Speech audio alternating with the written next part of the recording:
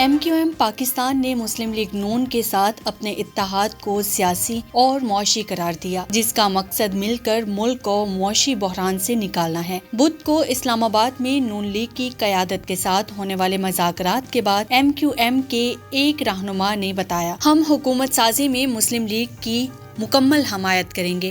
ہم نے مسلم لیگ کو حکومت سازی اور مستقبل کے حوالے سے کئی تجاویز بھی دی ہیں، جس میں عوام کو ریلیف کی فراہمی کا اہم پوائنٹ ہے۔ MQM کا کہنا ہے کہ اس وقت عوام مہنگائی سے پریشان ہے، جس کے لیے خود ساختہ گرانی کو روکنا اہم ہوگا۔